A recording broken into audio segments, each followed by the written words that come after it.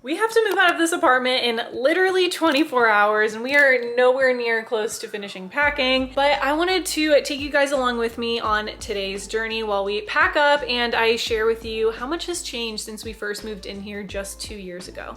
So when we first moved into this apartment, I had quit my job just 1 year ago and we were honestly really struggling to make ends meet, specifically for me to be making any money. I was doing mainly gig work, Instacart shopping, Rover pet sitting, and I was completely picking up all of my clientele I had with pet sitting and moving it down here to Florida from Washington, DC. So it was a huge dramatic shift. And when we moved in here, we literally only had enough to pay our first month of rent and security deposit. So it was honestly terrifying to sign a lease for an entire year with no clue of whether or not I was actually gonna start making money from freelancing, because at the time I literally only had basically 1.5 clients. But now just 2 years later, I have so many clients. I've gone through probably 20 clients at this point, a lot of them being consistent, and I have tripled my hourly rate that I was charging when I first moved in. I've basically replaced my old 9-to-5 income and I'm actually not even working full-time. I need to be working full-time more, but I've been dealing with some health problems, so it has led me to working more part-time. But not only are we just moving out of this apartment, we're actually expanding in square footage by over 600 feet. We're actually moving into a house. It's a little 2-bedroom, 2-bathroom house with a bonus sunroom, which is gonna be my office, and I'm so excited about that. But we're going from literally having just this one big living room kitchen area, which was actually pretty well sized, with my desk literally being like a foot from where I eat dinner, breakfast, lunch, and my husband's office space being in this tiny little corner behind a bookshelf, to having so much more space that I honestly don't even know what I'm gonna do with it all.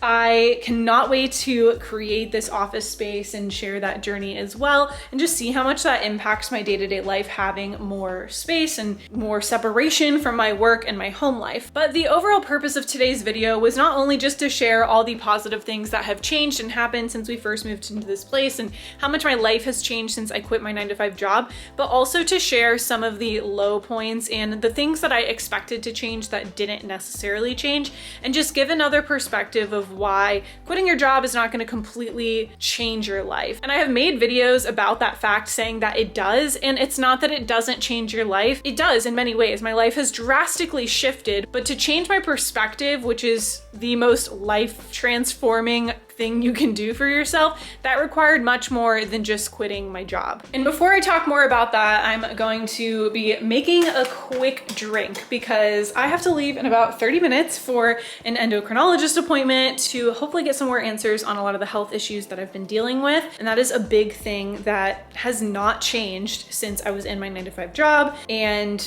I've had ups and downs a lot, but honestly, my health has only gotten worse actually since I quit my job. In 100 ways, please believe when I say I'm sorry.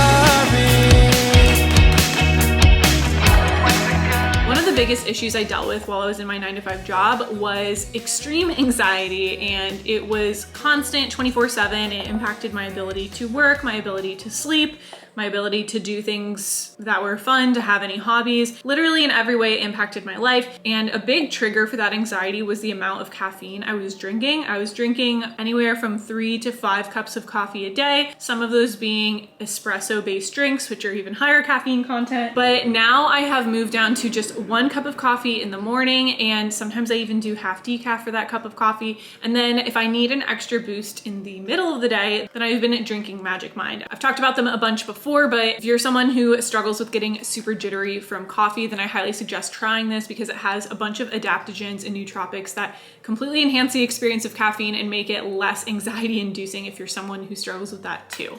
But I will have a link down in the description box for you. It is Paige West 20, so you can get a discount on your first purchase. But to speak more about those health issues, I was struggling with a lot of things while I was in my job that I honestly had attributed a lot to stress. I was having hair loss, I was having weight gain, I was having a lot of energy crashes, a lot of anxiety. And after I quit, I did feel drastically better pretty quickly. Then I went down the entire rabbit hole of health, and I did 75 hard multiple times. I've done Whole30, and I did drastically improve my health and my well-being by doing these challenges and and shifting what I do, what I put in my body, and how I exercise. I started exercising 5 times a week. I was eating super clean. And even with all of that, I was still not feeling well. Things did get a lot better, but I have recognized over the past 2 months that a big part of my issue is not what I'm doing to my body, but it's what I'm doing to my mind. A lot of my thought process and internal dialogue is extremely negative and focused on fear when it comes to my health, as well as just like what I'm doing on a day-to-day basis. And I have started to really work on retraining my brain through therapy and other methods to calm down on a day-to-day basis, stop focusing so much on these health issues and constantly talking about my symptoms. And it really has made a drastic impact on how I'm feeling on a day-to-day basis. I have been diagnosed with PCOS. There's a few other issues and deficiencies and things that we're still questioning and looking into. And this is not to say that you should ignore your health problems and just tell yourself everything's fine, because that is not the case. But I found that I went from completely dismissing my health issues and completely ignoring them to over-researching, getting extremely anxious and stressed about it, and letting it consume my day-to-day thoughts. And that is something that I hope to never do again to myself, because now that I am not focusing on it so much and allowing myself to mentally accept that this is my current lived experience and these are things I'm currently dealing with, but be able to separate from it and still have a good day, even if I'm feeling tired, even if I'm dealing with weak muscles or joint pain or headaches or whatever I'm dealing with, all the millions of things. Even if that's the case, I can still live a good life and can still be happy on a day-to-day basis and not let myself get consumed by that fear. So today is a day that I've been waiting for about a month and a half, 2 months now, because ever since I got my PCOS diagnosis, I have had a lot of questions about that. I've wanted to get more information. I wanted to dive into it more and confirm that that is indeed what my issue was. I wanted to rule out some other things and talk about a few other problems that I've been having with a doctor. So I'm finally at the day of this appointment that I scheduled so long ago, and I've been so anxious about this appointment and just looking forward to it so strongly, thinking it was going to completely drastically change my life after having it. And I've now come to the realization and the acceptance that this is just another step in my journey. I'm going to get answers, hopefully, from this appointment, but it also could not go well. I could also not get answers. The doctor could not be a great doctor because I've had some bad experiences, and that's going to be okay too, and I'm going to be okay.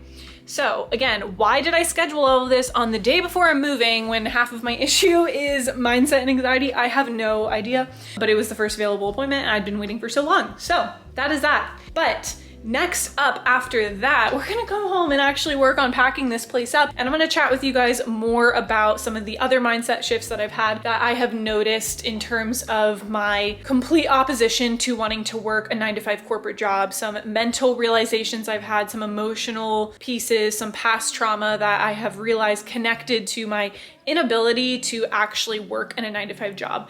I'm not saying that there's not issues with the way corporate America runs and that things don't need to change. They definitely do. But I also recognize my part and my role in them and how I can change my mindset and take control of my life in some ways and not allow a system or a specific way of society and how it functions to completely overtake what I'm doing and allow that to completely negatively impact my life. So we're gonna talk more about that and how, although yes, I'm now freelancing and I have all this freedom and things are a lot better, there are a lot of problems that have just resurfaced in different ways in the new way that I'm working, because at the end of the day, right now I do have to work and I do have to make money. So I'm gonna have to work either way. And the fact that the same issues are coming up now that I'm working for myself is really interesting. And I just think it's something that I wish I had been shared with and told and heard from other people before I quit my job. But let me finish my magic mind, make a few plans. I need to finish a few client things.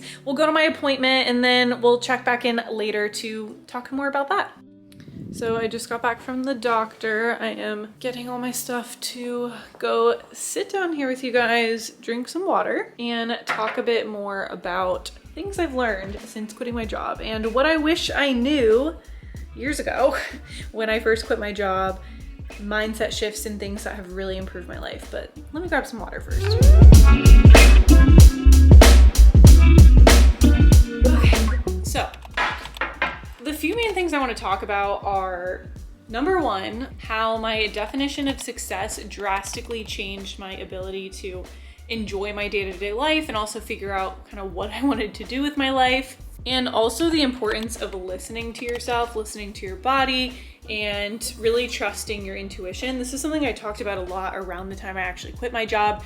I was making actually a lot of content about listening to yourself and your intuition and trusting yourself, but I feel like I have learned so much more over the past few years that I want to talk about. But starting with the definition of success, this is something that was holding me back a lot when I was in my 9-to-5 job. I was allowing external pressures and external people to define success for me instead of asking myself how I define success. So what happened because of that is, yes, I was unhappy in my job. I did not enjoy working in corporate, and I really struggled initially just with that realization, and so many people in my life being shocked by the fact that I was quitting my corporate job, and like they thought that this was what I was gonna do, and it just seemed weird to them that, you know, I worked so hard at this and now I was letting it go. For me, it felt very aligned and clear to me that this is what I needed to do. But the thing is, I was able to recognize that I was unhappy in that job and I needed to make that decision for me. What I was not able to recognize was that a big reason I was so unhappy in that job is because I was allowing other people to define success for me. So I was telling myself that success looked like a typical 9-to-5, looked like making over $100,000 a year, looked like working a 9-to-5 job in general as a woman, being successful, being like a corporate career woman who also one day would have kids and be able to do all of that all at once. Now my definition of success is majorly different. I do not feel that I need to be successful in making all of this money, or successful in the societal definition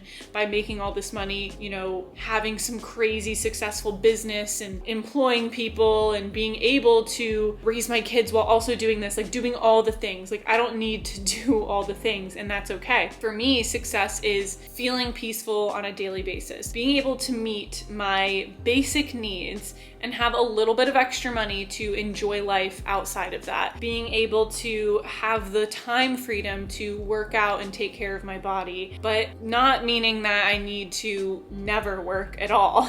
So these are some of the shifts that I've recognized, that since I've made those shifts, I've been able to be happy not only outside of the 9-to-5, but also inside of the freelance world and the entrepreneurship world. Because although I was relieved to quit my job, I basically took those same issues and just brought them with me into these other career paths of freelancing, even gig work. I had the same issues, wanting to start my own business, all of these things. It was just the same issue that I had to come to terms with to be able to feel satisfied and not constantly be talking down to myself and feeling less than for what I was doing on a daily basis. So I realized I was trying to get a lot of my worth from my work, whether it was in corporate or my own work from clients or building a business, etc.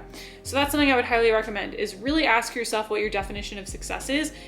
Truly write it down, like define it for yourself, and then make sure that you're keeping that in mind on a weekly basis. Ow, Mochi's biting me. So that you aren't allowing other people's external opinions and whether or not the external validation is coming to dictate the way you live your life. Because to me, it's that misalignment of trying to live your life based off of someone else's definition of success that leads to a lot of the stress and unhappiness that comes from working a corporate job. Genuinely, I believe now that at the time it felt like I had to get out of there. There was no option. With what I know now and my understanding now mentally and emotionally, I truly think I could have lasted longer in my job. Do I regret quitting when I did? No, not at all. Like, doesn't even matter looking back. So the timeline of when you quit is really irrelevant if that's the place you're at. But at the same time, I do feel like I know more and I'm more aware of where I'm at to be able to say, yes, I could have held out longer than I did. When I quit, it was very abrupt. I was planning on holding out another 6 months and I just couldn't take it anymore. I really believe if I was in that same position now, I could have handled it for longer. So there's that. That's the success piece. Wow, that's hard to say. The second part of this is really listening listening to yourself. And this is part of how you are able to define success, is by truly listening to yourself, trusting yourself, and actually asking yourself what you really want, and also listening to your body and your needs. So something that I found after I quit my job is that a lot of the physical manifestations of what I thought was stress stuck around. And I talked about this a little bit earlier in this video. And now looking back, it's clear to me that there was a lot more going on than just the stress from my job. But I was so dead set on it being my job and it being stress, because that's what people told me. You're just too stressed. You're just overly stressed. You have a lot going on. And all of that just became noise in my head that drowned out, is that the right wording? Drown out, whatever, you know what I mean? The concepts and thoughts that, no, this isn't because of stress. There could be something deeper going on, or there is something physical that I can do here to adjust this, or just me quitting my job is not going to solve all of these problems. Again, things got drastically better very quickly, and I believe a lot of that is because by quitting my job, I finally started to listen to myself, which is what, again, I talked a lot about this as well. After quitting my job is my journey learning about myself and embracing who I was and actually what I wanted out of life, and not being ashamed for that or embarrassed by that or feeling not enough for what I wanted. But it was all of these things together that allowed me to start really listening to myself, trusting myself, and being able to make decisions based off of that information instead of looking for others for that. The bad part of all of this, I shouldn't say bad, but the difficult part of all of this is not an overnight journey. Even having that awareness or that realization of, oh wow, I am completely ignoring my needs, or I am pushing down how I'm feeling, or I'm ignoring XYZ physical symptom I'm having that could be impacting my health in a negative way. Even once you're aware of that, it doesn't mean that you just suddenly stop doing that and you're like aware 24/7 of everything and you listen to yourself and trust yourself. It doesn't happen overnight. I have so many experiences that I can think of in the past few years that after I had that awareness, I still struggled to actually listen to myself and actually trust myself. I'm still experiencing that to this day. Now, the beginning of this video, I talked about before I went to this doctor's appointment, how I've been trying to use brain retraining to calm myself down and handle my physical symptoms and health issues I've been having. And I still stand by that. But it's funny because part of that experience is also coming from a place of not trusting myself and not trusting my ability to know that something's wrong. Seeing this doctor today and talking to her was the validation that I needed of, yeah, it sounds like there is something wrong here. Again, she also confirmed the PCOS diagnosis, but she believes that there's something potentially more wrong that we're looking more into. I'm getting further tests done. She was, by her trusting me, I feel I can trust myself, right? So sometimes you also just need to look at who you're surrounding yourself with.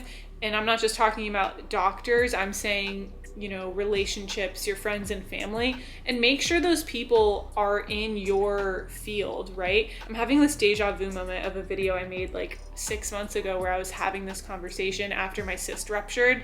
But yeah, you have to have the right people in your corner who truly do trust and believe you, so that you don't just start getting gaslit and then in turn gaslight yourself, because that was just my experience for so long.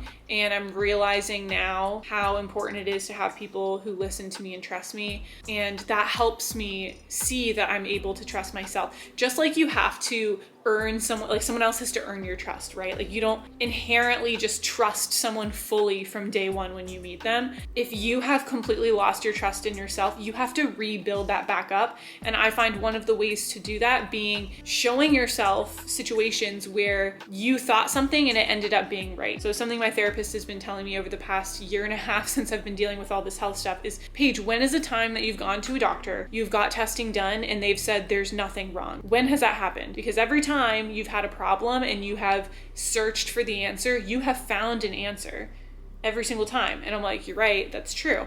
Because I commonly had been told previously, oh, I'm a hypochondriac, like it's all in my head, I have anxiety, health anxiety, etc. And now those things might still be true, like both can be true at once. I can have health anxiety, but still actually be correct when it comes to what I feel in my body and what I'm experiencing, right? I can be anxious that having PCOS is going to cause fertility problems, that can cause health anxiety, but that doesn't mean I don't have PCOS. So it's just this mind-blowing realization. I'm turning this into a health discussion, but this same concept applies to your job. I hear so many people reach out to me, and one of the main things they say is, I'm so stressed, I'm feeling XYZ way, and I told my friends or my family or my partner, and they say that I just need to get over it, or it's all in my head, or I just need to suck it up, everyone has to work. And to an extent, like, yes, obviously we all have to work, right? Like, we have to make money, we need to pay our bills, things like that. But at the same time, that doesn't mean that working for one person is the same as working for you. Your experience with work might be different. Your definition of success might be different. Could I be making more money right now if I was working full-time or more? Like, I could be working 50 hours a week and making double the amount of money I'm making right now. Am I doing that? No, because if I do that, I know it is going to set me back mentally, emotionally, and physically. So for me, I know my limits right now. I would like to increase those limits, but I'm okay in accepting that right now, these are my limits, and I don't have to increase them to be worthy and to have value. So just don't let other people's thoughts infiltrate your lived experience as well, but also don't let yourself ruminate on the worst case and the negatives. So I was having this great conversation with one of my best friends, Tina, the other day about the spectrum of like values versus what's the word? Like, let me just give the example. So, there's the spectrum of being humble to prideful, right? You don't want to be on either end of the spectrum. You actually want to be in the middle. You don't want to be so prideful that you constantly are talking yourself up, etc. Like the negative sides of pride, right? So people say, well, we want to be humble, all those things. But if you're on the complete other end of the spectrum, humble, then you're probably going to end up being self-conscious. You're not going to stand up for yourself. You're going to have low confidence. All of the things that come with being extremely humble actually can turn negative. You want to be somewhere in the middle, right? You want to be sure of yourself, have confidence in yourself, love yourself, but also not be trying to scream that out to the rooftops, right? So it's the same concept here. There can be two sides to this, and you really just want to aim to be in the middle ground. And so think about that in the same way with your job, that, if you hate what you're doing right now, it doesn't mean that you need to go live in a van and never work another day in your life.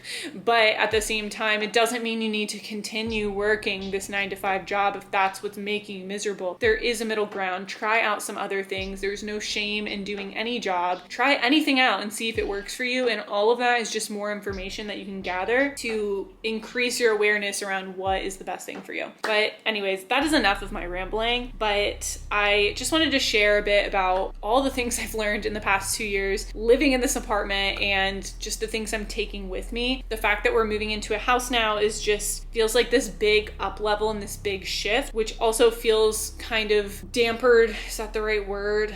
Or it's not as great a feeling of a shift because of all the health stuff I'm dealing with. But I'm trying to stay in the middle ground with all things, trusting myself, trusting my body, trusting my abilities, but also not completely gaslighting myself either, and not allowing myself to get into a complete stress zone. But I hope this was helpful for you guys or insightful. I'm curious all of your experiences. If you've quit your job or if you haven't, let me know in the comments down below what you thought after this, and if anything kind of came up for you, and what your definition of success is, because I think we all have a different one, and it's interesting to hear different people's definitions. So thanks so much for watching, and I will see you guys in the next one, hopefully in my new house. We're gonna be staying with family for a few weeks because our leases do not overlap, unfortunately. But yeah, I will see you guys then, and make sure to check out Magic Mind in the link in the description box if you haven't already. Thanks so much for watching, and I'll see you soon. Bye. What's it for? What's it for?